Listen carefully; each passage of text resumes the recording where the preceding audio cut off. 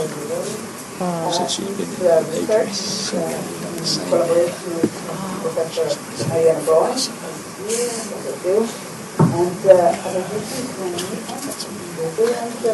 Gonzalez in electroengineering. Myself, throughout some physics, I never know what else. So, our main objective is to inquire into the suitability of the ecological notion of information to fully explain the perception action into the area of information technology. So we organize our talk into three parts. The first one, we are just going to sketch the possible distinction between ecological information and technological information. And then we're going to exemplify, to illustrate this distinction in this domain of ubiquitous computing, going to ask certain problems which we think that are real and serious for ecological psychology. And then we're going to suggest a way out of this problem from Charles Sandberg's perspective, just really very cheap. So first part, this distinction between ecological and technological information. Our starting point is Petros and Tarvin, clear point here about the law-like regularities. That is the starting point of ecological psychology.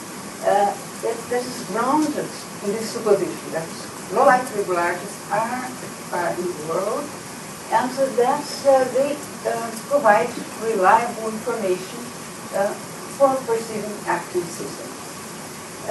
So, in a very sketchy way, we suggested that ecological information is grounded in law-like regularities, and these law-like regularities, as we all know, they are not like mechanical laws, Newtonian laws. In contrast with technological information, which is grounded in symbolic rules and Newtonian type of laws. So ecological information is also grounded in affordance. And we have technological affordance. I'm going to go very deeper in that. And the problem comes with the reciprocity principle into the domain of technological information. So one striking point about this reciprocity principle, we again think Petros and Tarvin,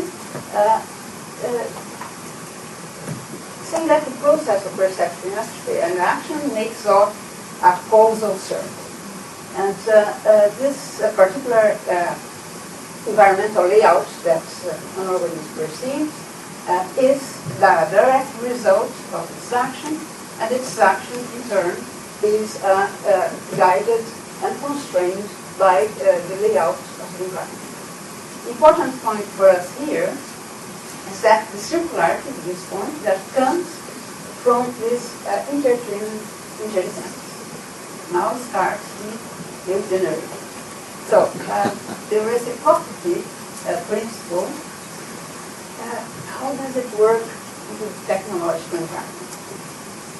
What is going on here when we are increasing our dependence on this ubiquitous computing? I'm going to go on that, and that are not immediately visible into our sight. So we go on part 2 to illustrate kind of difficulty. I think it's important to think about.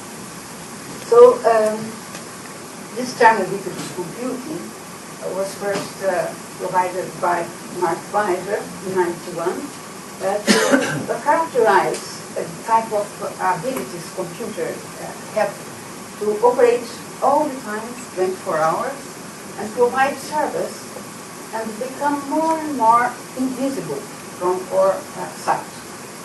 So in an article 93, he suggests that computers of the 21st century would really disappear, this service would disappear from our sight, but would be integrated in everyday objects and in our everyday life, and would constrain our action.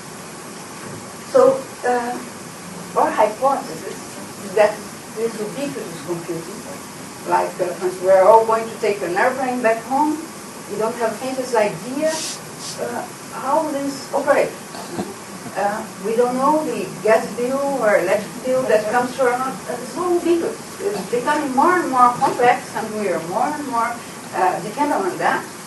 And so our hypothesis is that ubiquitous computing is around the emergence of this technological affordance. 2 years ago, we introduced this concept of technological affordance in Brazil, and here we're just going to give the main characteristics of this technological affordance. They are a second order functional emergent product of our interactions with machines. And they offer opportunities for browsing actions and communication, again emergent in this interaction with human-machine systems. An example is this chart looking at this GPS while he drives. And in Brazil, this creates a loss of computing because he's detached from the environment, and he's driving and he's looking at the GPS. 1 month ago, a lady was killed in Brazil because she was so detached from the environment that she didn't notice that she was getting a real trouble situation. And when she perceived it was too late. So, what are we going to say about this kind of affordance that this tool brings to us? Are affordance changing in the ubiquitous computing area? And our answer is yes. Ecological information grounded in natural affordance or ecological affordance, they govern perception and action in a direct law-like way. In contrast, information ingrained in this technological affordance, they will suggest very vague possible ephemeral actions, and that may or may not come true depending on the ecological natural affordance as our hypothesis. So, our central question here, what is going to happen? What's the consequence of this when we think about this causal circle, including techno-affordance in our perception action circle? And here I would like just to illustrate to you a little bit of this problem with this chart. It's not just because they're men. Many people have this kind of problem. So, let's see the sound. He's trying to... Well, I was amazed how thick I am, really. There's nothing to show anywhere. They're much more familiar with an analog world. Oh, there it is. I don't know what it is, but it's collage. This one. There's no better substitute than working with people. At this point, I can't tell you. Okay. Oh, it's still coming. And I was getting a bit frustrated, irritated. Answering a phone call is not difficult, is it? And if you can't do it, you feel right worried. So this one interesting thing that came in BBC, we just give you a little bit of information about what's going on, not with elderly people, but with many people, because the affordance is not operating there. So, just to short the story, it's obvious that technological affordance are not easily perceptible for everybody. And they are certainly not directly perceived for everybody. And so the reciprocity principle, we believe, that's so dear to all of us, needs to a new ingredient so that it could help us to understand what's going on with this cycle. We'll go to the third part. And here's where Charlie Sander Peirce seems to bring some light at the end of the tunnel. first, it's so complex. I hope it doesn't shake the grave that I'm going to summarize, but Eric helped me a little bit before. His concept of information. So he described this information in terms of a triadic relation to science.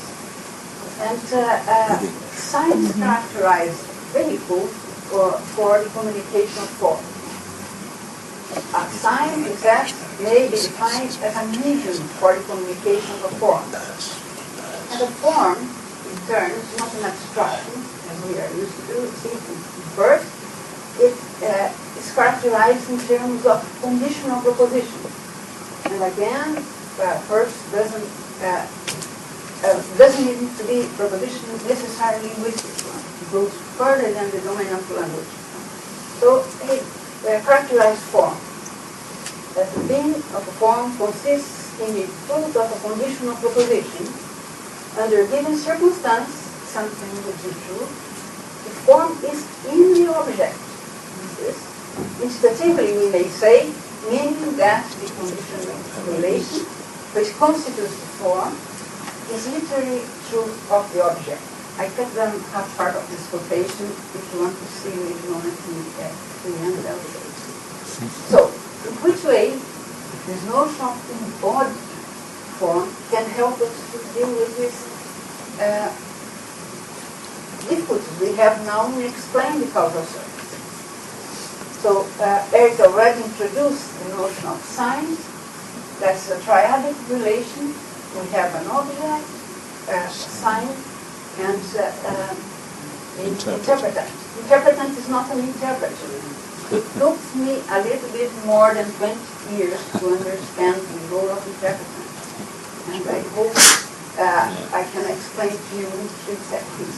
So the interpretant, in my interpretation, is just a complex system of dispositions for action. And the object can be a material object, can be a scene, can be an artificial object, can be a virtual reality object, and sign is just an instrument to convey this. It can be control parameters, the system of order parameters that is going to, in a dynamic way, have the print of the object and activate a system of actions. And why this can be an important tool for us, it is because this object may be material or not. In case they are not, they are, for instance, Kelso's virtual partner. This is an object here. The sign is going to take different control parameters and is going to activate into the interpretant different cycles of action. And this goes on and on for different types of objects, different types of interpretants, and first has 64 categories to explain in a very deep way all these possibilities. Nobody else went over the 64 as far as I know. So, just to finish, from the person semiotic perspective, information is a process. It's a double sign. It's not a thing, it's a process that may exist independent of any consciousness or any subjective internal state, even though it is directly connected into our possible experience. And then, concluding remark, or suggestions that in the 21st century, our perception action may be changing in function of this technological affordance created by ubiquitous computing and virtual environment. So, in that, we dare to propose a brief description of Derby and Citrus article. And proposals say that perception action makes up a causal circle, and this particular environmental layout that an organism perceives is a direct result of its semiotic action, systems are guided and constrained by the layout of the environment, but in this case, a set of programmer's instructions. And the circularity comes from this interdependence.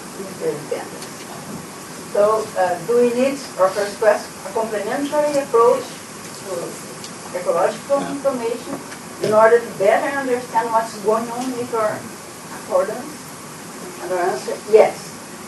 And we believe that the person concept of information can really help us to understand this.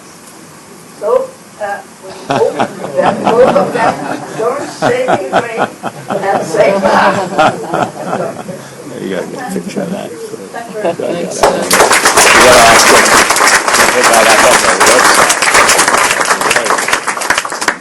Very good. Take a few questions. One person asked the food. Where's the food? Anyone want to imagine what a meeting between First and Kitchen might be like? Or Michael? I just wish to thank you for the definition of interpret. Thank you. Excellent. Well, it's a characterization that many persons would not accept that. Yeah. But it was one of the main contributions that ecological psychology have done to me in these past 20 years. Yeah. I think it's And I do hope the two of them do now meet.